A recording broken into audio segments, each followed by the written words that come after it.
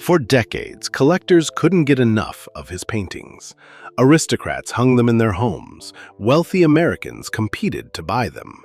Then, almost without anyone noticing, the artist himself faded into history. So how did Cesare Detti go from one of Europe's most sought-after painters to a name most people have never heard? If you believe these artists deserve a second look, please subscribe to help more people discover them. Now, make yourself comfortable, grab a cup of tea, and let's get into the story. Cesare Augusto Detti was born on November 28, 1848, in the small Italian town of Spoleto, at a time when Italy itself was still searching for its identity. The country was in the middle of the Risorgimento, the movement that would eventually unite the nation. Politics was changing the world around him, but inside the Detti household, something else mattered far more: art. His father, Davide Detti, worked as an engineer, yet painting was his true passion. He wasn't a professional artist, but he recognized his son's talent early and encouraged him to draw. Looking back, those quiet moments at home probably shaped Cesare's future more than the political turmoil outside. By the time he was 15, his ability had already attracted the attention of the respected painter Francesco Coghetti, a professor at Rome's Academy of St. Luke. Thanks to Coghetti's recommendation, Detti entered the academy in 1862. It was a remarkable opportunity for someone so young.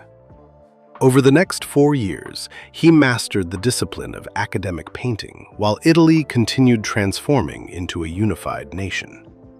But the academy gave him more than technical skill. It introduced him to a new generation of artists who believed that seeing the world was just as important as studying it. One of them was the Catalan painter Mariano Fortuny. Fortuny had already built an international reputation, and his adventurous career left a deep impression on the young Italian. Detti realized that an artist didn't have to stay in one city or even one country. The world itself could become a classroom. After graduating in 1866, he began traveling whenever he could. During the late 1860s, he spent time in Naples, where he later exhibited in 1872. Those years helped him discover the subjects that would define his career. He became fascinated by the work of engraver Bartolomeo Pinelli, especially his studies of traditional costumes. That fascination went far beyond fashion. Detti became obsessed with historical authenticity.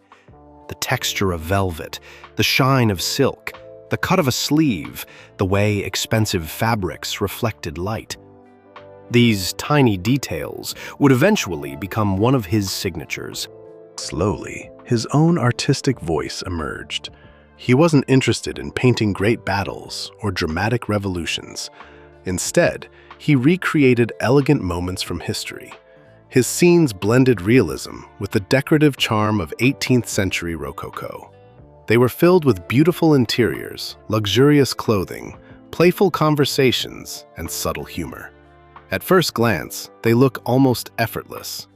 But spend another minute with them, and you begin to notice something else. Every gesture feels intentional. Every glance hints at a conversation we never hear. Every painting feels like you've walked into the middle of a story that's already unfolding. That cinematic quality became one of Detti's greatest strengths. Then came the decision that changed everything. In the mid-1870s, Detti left Italy and moved to France. It was a bold step, but Paris was the center of the European art world. If an artist wanted international recognition, this was where it had to happen. In 1876, he arrived in Paris and met the influential art dealer Adolphe Goupil. Looking back, that meeting may have been the turning point of his entire career. Goupil immediately understood that Detti's elegant historical scenes had enormous commercial appeal. Soon, his paintings were appearing in the famous gallery on Boulevard Montmartre. Many of them were reproduced as high-quality engravings, allowing collectors who could never afford the originals to own copies. It was an early form of mass distribution, and it dramatically expanded Detti's audience. Beginning in 1877, he also became a regular exhibitor at the Paris Salon. For an artist in the 19th century, that wasn't simply another exhibition. It was where careers were made, or quietly disappeared. Detti's career moved in exactly the opposite direction. Collectors quickly noticed him, not only across Europe, but in the United States as well. Among his patrons was the American railroad heir and collector William Henry Vanderbilt. What had started as the career of a talented young painter from a small Italian town was becoming an international success. Around the same time, another important chapter of his life began. Detti met Juliette Émilie Fillier through her brother, and the relationship soon grew into marriage. They married in 1880, making France not just the center of his career, but also the center of his personal life. Together, they raised 2 daughters and a son. In 1883, the family settled in the quiet village of Marlotte, just outside Paris. Unlike the crowded city, Marlotte offered space, calm, and the kind of peaceful atmosphere that suited both family life and painting. It would remain his home for much of the rest of his life. During the 1880s, Detti reached the height of his career. Commissions arrived steadily. His paintings traveled to international exhibitions. He also illustrated novels by Walter Scott, a natural choice for an artist who loved historical settings, period costumes, and stories filled with romance and adventure. Recognition soon followed. In 1888, he participated in the Italian exhibition in London. A year later, he received a bronze medal at the Exposition Universelle in Paris. In 1900, he earned a silver medal for The Rogue. By then, Detti wasn't simply another successful painter working in Paris. He had become one of the artists collectors actively searched for, knowing exactly what they would find in his work: beauty, elegance, refined storytelling, and a world that seemed just a little more graceful than reality itself. Success never tempted Detti to reinvent himself. Many artists spent their careers chasing new trends, but he stayed loyal to the world he knew best. Again and again, he returned to the elegant society of the 18th century, a place filled with noblemen, graceful ladies, private conversations, flirtation, music, and quiet romance. It would have been easy for these paintings to become repetitive. Somehow, they never did. Every canvas tells a slightly different story. Sometimes it's the anticipation before a confession. Sometimes it's playful courtship. Sometimes it's a moment of hesitation that lasts only a second but changes everything.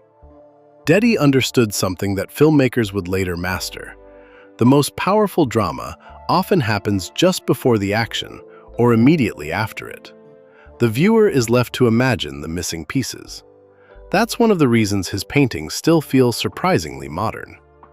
His technical skill made those stories believable. Rich fabrics almost seem tangible. Silk catches the light. Velvet absorbs it. Antique furniture, porcelain, flowers, lace, polished wood, and marble floors are rendered with remarkable precision, yet none of these details distract from the people at the heart of the scene. Instead, they pull the viewer deeper into the story. Technically, Detti was a realist. Emotionally, he was a romantic. His paintings weren't meant to document history exactly as it happened. They invited viewers into an idealized version of the past, where elegance, beauty, and quiet emotion took center stage. As his reputation grew, so did the recognition he received. Detti represented Italian art at major international exhibitions and earned a number of official honors. He served as vice president of the Italian Committee at the 1889 Exposition Universelle in Paris, where he was awarded a bronze medal. At the 1900 Exposition Universelle, he received a silver medal, further confirming the reputation he had built among collectors and critics alike. In 1894, his hometown of Spoleto honored him with a medal and an honorary diploma in recognition of his achievements. These honors weren't isolated successes. They reflected decades of consistent work and the growing international appreciation for his art.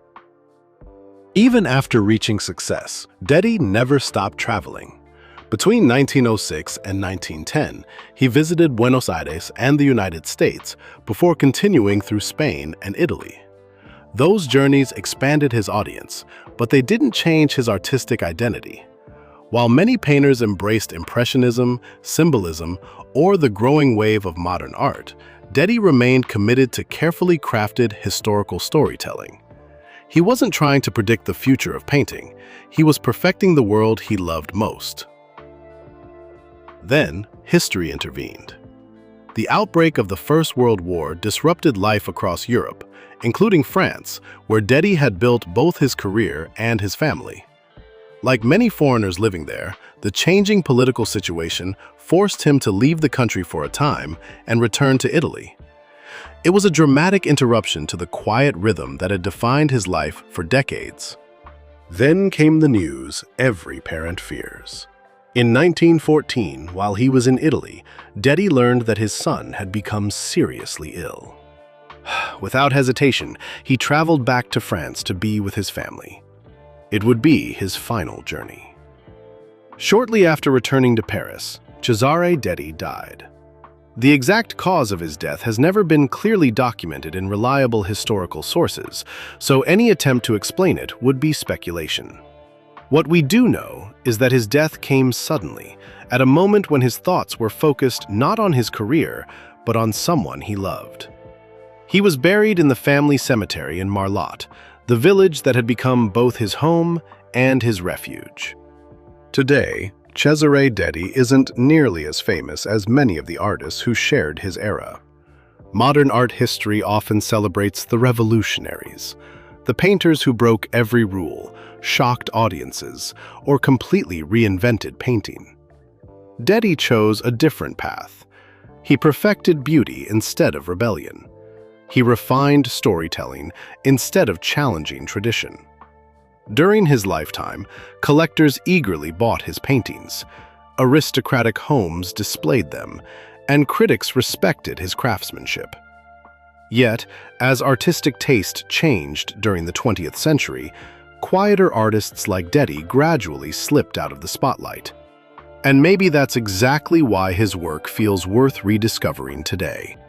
His paintings remind us that not every great artist changed history by starting a revolution. Some changed it by preserving a world that was already disappearing, a world where elegance mattered, where conversations unfolded slowly, where love was expressed through a glance instead of a speech.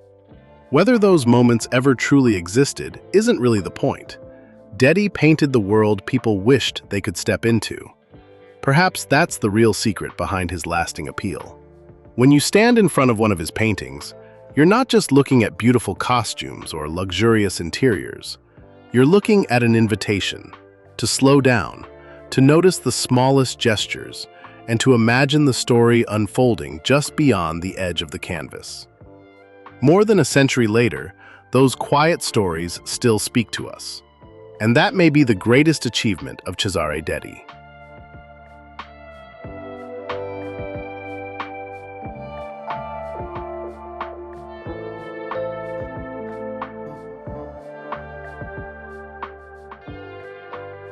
Thank you for watching and spending this time with us. If you enjoyed the video, give it a like, subscribe to the channel, and share your thoughts in the comments. And before you go, visit alibrio.co and join a community of contemporary artists and handmade creators from around the world. Discover original art, explore unique handmade work, and connect with people who keep creativity alive. Thanks again for watching, and I'll see you in the next video.